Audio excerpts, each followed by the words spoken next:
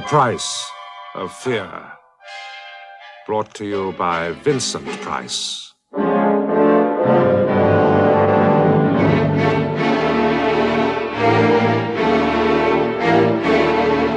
Train trips fascinate me. How about you? If the answer is yes, then this story, which I have chosen to call The Man Who Hated Scenes, might well appeal to you.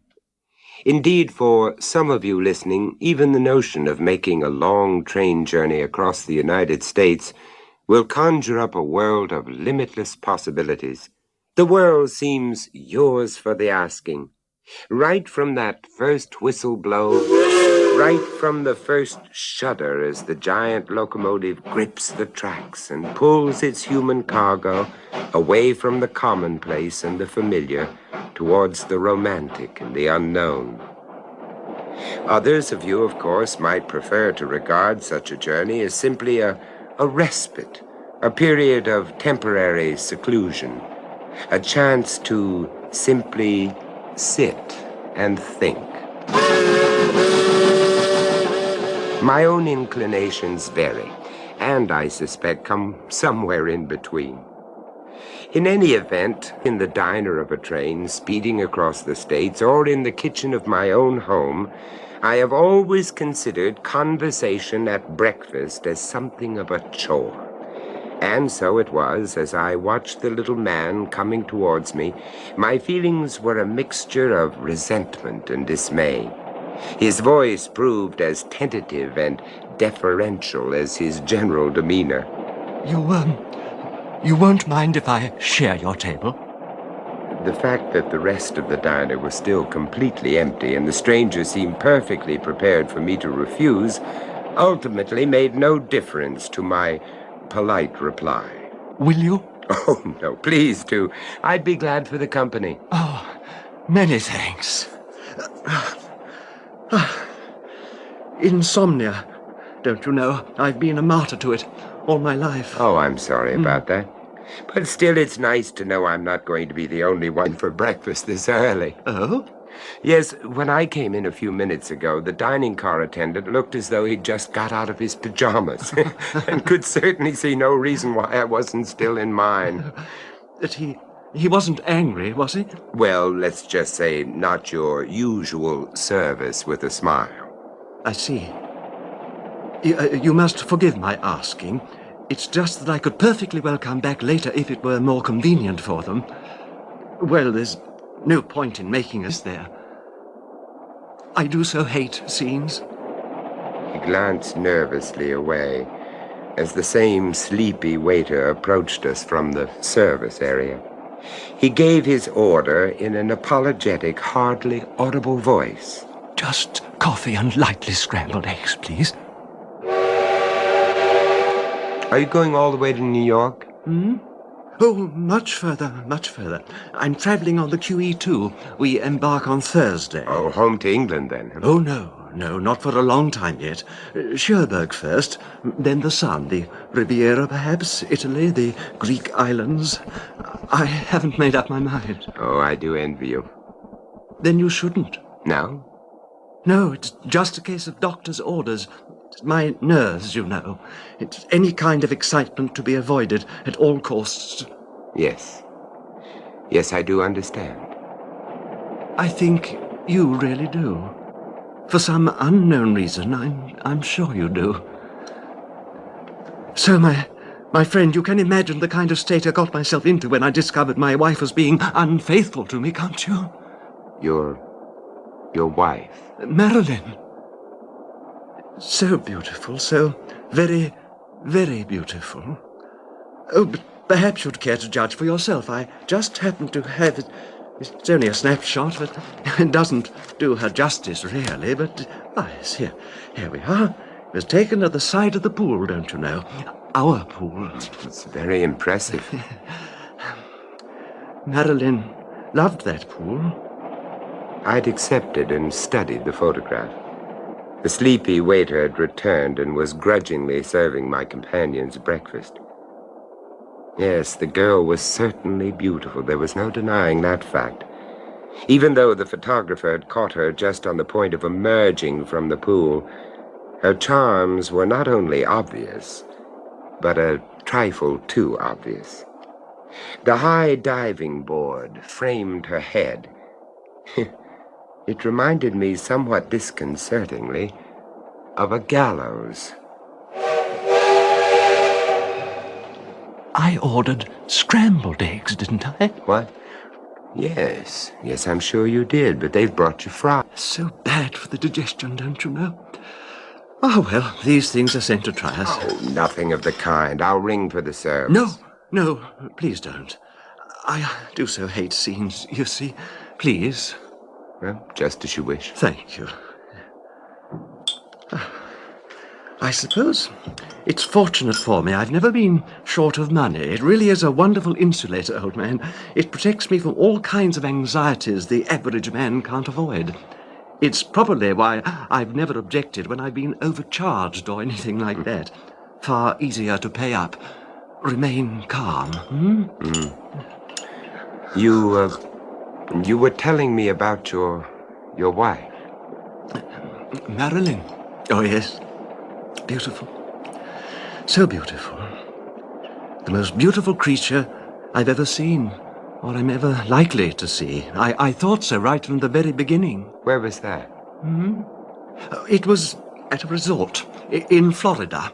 She was a swimmer before our marriage, almost made the Olympic team. Did she really? Yes, really. Anyway, she was doing some exhibition dives from the high board into the hotel pool. She was wearing a white bathing suit. I remember seeing her poised high above me. She seemed a positive goddess incarnate. Diana turned mermaid instead of huntress. Does that sound fanciful? No, not at all. I didn't think it would. Do you? I never thought I was in with much of a chance, though. She was a good 20 years younger and always in the company of half a dozen bronzed Apollos. But, well, we just seemed to hit it off right from the start. The difference in age didn't seem to matter. A case of mind over matter. I suppose you could put it like that. In any event, within a month, Marilyn and I became husband and wife and were off on our honeymoon. We were so very happy. And afterwards you returned home. Home? It's a big Spanish type of place just outside Santa Barbara. A truly beautiful spot. I don't think I ever wanted to leave that house ever again. It gave me the seclusion and peace my nerves required. I had everything I ever wanted. And, Marilyn? Oh, for a long time she loved the place too. We'd splash about in our pool every day, and often I'd just lie in the sun and watch her diving. And sometimes... Yes? Sometimes we'd send the servants away for the day and, if you'll pardon the expression, we'd swim in the nude. Well, it was genuinely idyllic, my friend. In an age when all the graciousness seems to have gone out of life. Idyllic. So much so that when it finally came, Marilyn's outburst took me completely by surprise. What's so surprising about it, for God's sake? And you needn't think I'm so dumb as to not realize what you're getting out of this setup, either. Getting out of this set? Yes. This place, miles from anywhere, perched on the edge of nowhere. Well, it exactly suits your ends, doesn't it? I thought you liked the house. A rich, eccentric, middle-aged recluse, comfortably ensconced in his 20-bedroomed ivory tower. I've always felt you shared my preference for the solitary life. But not the godforsaken. I don't understand what you're getting at, Marilyn. Don't you? Really? For a gentleman of your intelligence and breeding, I should have thought it altogether too obvious. However, I'll tell you. It's quite simple. Marilyn, do you think you ought to drink so much? You didn't have the guts to stay on here and go it completely alone. So, for once in his life, one hermit ventured forth. He took a little trip into the big outside world with the deliberate intention of trapping a little spouse to keep him company. I've never thought of our marriage as a trap. Ego being what it is, I'm damn sure you haven't.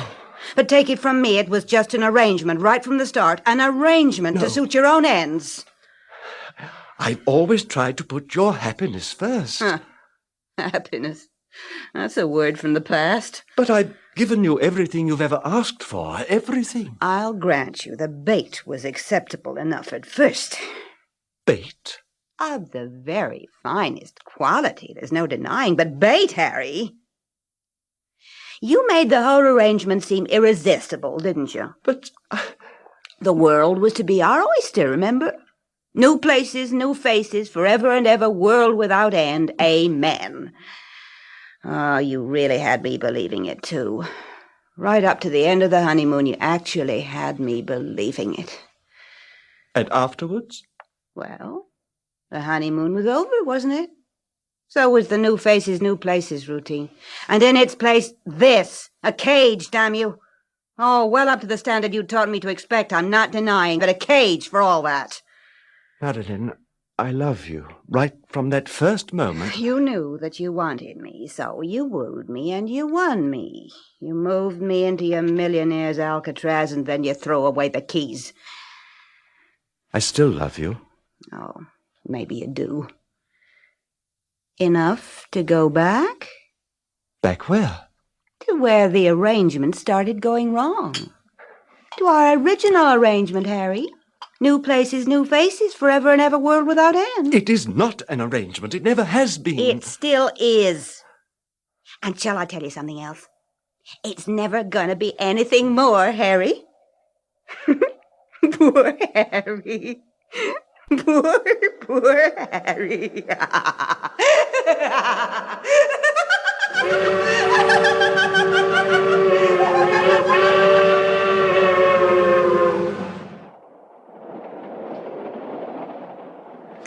Have some more coffee? Oh, thank you. So, she got her own way, then? New places, new faces. If it had been in my power, she would have got her way. If it had been in my power, I'd have given her anything. Knowing what a person is doesn't necessarily mean you stop loving them, does it? No, I suppose not. So, you left the house? Hmm? Oh, no. No, it never came to that. Oh, it was what Marilyn had insisted upon and what I'd agreed to. A really long trip abroad. A chance for us to find each other again. Extraordinary how absolute naivety has a charm of its own. But as things turned out, it simply wasn't to be. Oh? Well, on the eve of our departure, I was taken ill. Desperately ill. As a result of the quarrel? Well, my doctor called it acute emotional stress. You see, I've never been able to stand scenes of any kind, and in this case, well, my only defense was a period of total mental withdrawal. A self-inflicted coma, if you like. It went on for a long time, over a month. And then? It refused to go on any longer. Did Marilyn stand by you? Marilyn? Ah, yes, Marilyn. Marilyn? Marilyn? Marilyn? Marilyn! It's all right. I'm here. I'm here. Oh, dear God. Marilyn. Easy now. You've been ill, Harry. Very ill. Yes, I have been ill, haven't I? I'm so sorry, Madeline. Oh, shush. The only important thing now is that you get well again. The doctor's been very worried for you. And you? Did you worry for me too, Madeline? Oh, yes. I worried. Oh, thank you. Thank you for worrying. Oh, shh. No, you were quite right. I've been selfish and thoughtless, thinking only of myself. But I'll I'll make it up to you. You'll see, I'll make it all up to you. Of course you will, by simply getting well again. Yes, that's it. Well again. Yes, and then we'll make that long trip together, eh? Just the two of us, just as we've planned to do before. No. Pardon? There's not going to be any trip, Harry. Not just yet. Not for a long, long time. But I thought that was what you wanted. It was. Well? And then you became sick. And I realized I wanted something else much more. I wanted you to get well again, so that we could always be together. Together here, Harry. I wanted this place for just the two of us. I wanted to look after you and care for you here in our own home, Harry.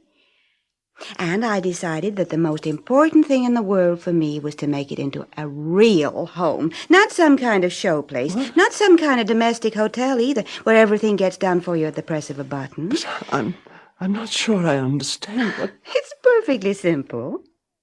I got rid of the servants, Henry.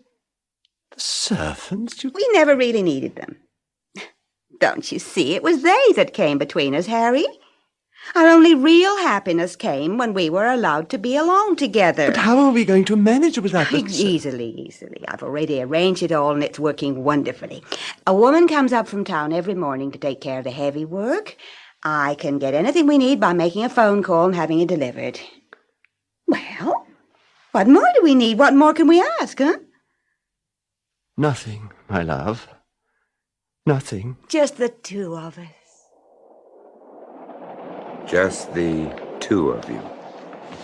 And tell me, did it work out like that? No. No, not quite like that. Well, how? As the weeks went by and I got steadily stronger, Marilyn thought the occasional change of scene might speed my recovery. Nothing too far afield, mind you, nothing too taxing, just a little jaunt along the coast, the odd picnic in the hills. Well, my nerves being what they are, I've never felt confident enough to drive myself, and Marilyn didn't really feel up to it. We had got rid of my old chauffeur along with the rest of the staff, and so... So you engaged another one? Marilyn engaged one. His name was Charles. I had no objection to her choice. My own newfound happiness was such that I was scarcely aware of him. What was he like? Charles? Oh, he was in his mid-20s, I suppose. I dare say handsome, in an obvious sort of way. But, as I say, I was hardly aware. Not until that night. The night when... Oh, my God. Dear God. Dear God. That night is still with me. I woke up with a start from a very deep sleep. Marilyn had taken care to give me my usual quota of sleeping pills, but for some reason on this particular night, they hadn't done the trick. Perhaps it was meant.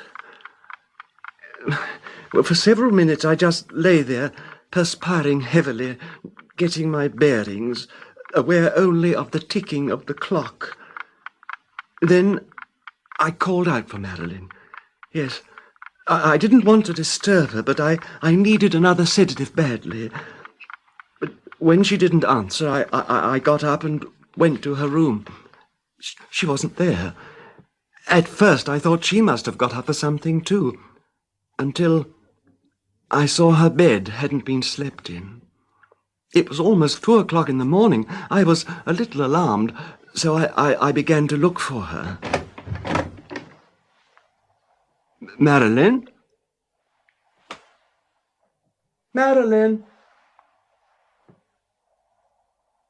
It wasn't until I reached the downstairs living room, which opens onto the patio, that I heard voices.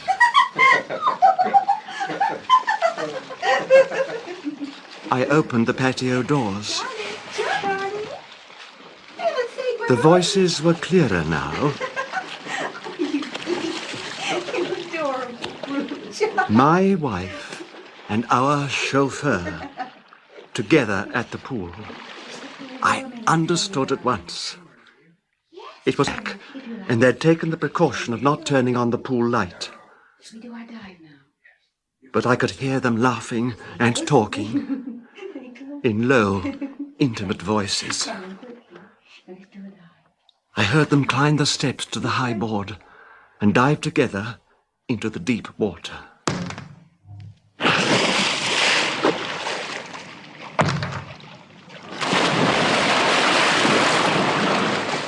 I stood there, heartsick. The effort to simply hold on to myself was unbearable. My first instinct had been to rush out and confront them, but I couldn't bear the thought of such a scene. So instead, I waited until they eventually left the pool. They lay together in each other's arms, not 10 feet from where I stood. I listened. Why did you ever leave me? Oh, I don't know. I did then. At the time, it seemed the only possible answer. But I know I never stopped loving you, not for a single second. Which, in a funny way, is why I had to leave you in the first place. That doesn't make sense. Let's just say an instinct, shall we? Instinct? Yeah. The kind of life we were living together must one day have killed that love. It wasn't so bad. Wasn't it? Diving exhibitions at second-rate summer resorts, the odd gala. Hardly enough to keep body and soul alive. Endless drag from one dreary hotel room to the next. So you sold out and settled for this instead. Oh. I'm sorry. I didn't mean it to sound like that. I settled for both of us, Chuck. Oh, but you still don't know whether to believe that or not, do you? To believe that I only ever wanted this for us. All along. I don't know what to believe. When I'm lying here with you like this, well, it's just a sharing you with him, I suppose. Seeing you together, catching the odd unexpected glimpse of you both in that damn driving mirror. Seeing him look at you that way, as though you were really his. Seeing him reach out to touch you. Chuck. Seeing you smile back. Seeing you return the touch. Please but don't. worst of all, knowing that though you're lying here with me now, in a little while you'll be gone. Because there's still some part of you that belongs to him. It belongs. It never has. It never can. It never will. I wish I could be sure of that. He's a sick man, Chuck. Sicker than he even suspects. A year, 2 years, a little longer maybe. But it's not so important, is it? We can wait. Because we know that one day there's only gonna be us, Chuck. All this and us. Just the two of us. Just the two of us. Hold me. Hold me close. What did you do? Do? Oh, the conventional thing, I'm afraid. The next day I engaged a firm of To detectives. make inquiries about Charles. They only told me what I more or less knew already, that he was a swimmer who teamed up with Marilyn to do exhibition diving the summer before I met her. The rest was obvious. When I became ill, she had sent for him to solace her loneliness, shall we say. Then, as I grew better, she stumbled on the idea of employing him as our chauffeur. You can understand my dilemma. Yes, I am beginning to. I was just recovering from a serious nervous illness, a breakdown. A scene, a quarrel would undo the weeks of convalescence. Now, of all times, it was impossible for me to have it out with Marilyn, to send Charles packing, to do what any other man would have done instantly. It was a weakness, but I couldn't overcome it. So? I dissembled. I pretended I knew nothing. I waited. I racked my brains for some way of letting Marilyn know that I knew, and yet avoiding that inevitable scene. Well, did you eventually find a way? Oh, yes. I saw how it could be done. Quietly, without any fuss. Tell me about it. Well, Marilyn wanted to go to the movies in Santa Barbara. I declined, but said Charles should drive her, as I didn't like her to be out on her own at night. She saw me to bed and watched me ostensibly taking my sleeping tablets. I heard the car drive away and imagined handsome Charles, Chuck, sitting confidently beside her at the wheel. After a while, I got up. I had plenty of time. Plenty of time for what? To arrange the hint. The hint that would let them know when they got back that I was fully aware of what was happening between them. Oh, go on. It was well after midnight when they got back. Very dark. A hot, sultry night, just the night for a swim. Marilyn didn't even come up to her room, but went with Charles directly to his. And a few minutes later, I heard them laughing softly as they came out and went towards the pool. It was inky dark, but I knew they were climbing the diving tub. The high board creaked as they stepped out onto it, and creaked again, sharply, as each one dived off into the pool. Marilyn first, then Charles right behind her. Their little game they enjoyed so much. It was too dark to see a foot in front of you, but of course to swimmers of their skill it made no difference. In fact, I rather imagine it added to their fun. And your hint, did it work? I mean, did it break up the affair? Oh, yes. It broke up all right. The affair ended that very night. A truly effective hint when I finally thought of it. You see, my friend, that evening, as soon as they had left the house, I opened each of the 4 valves and drained all the water out of the swimming pool.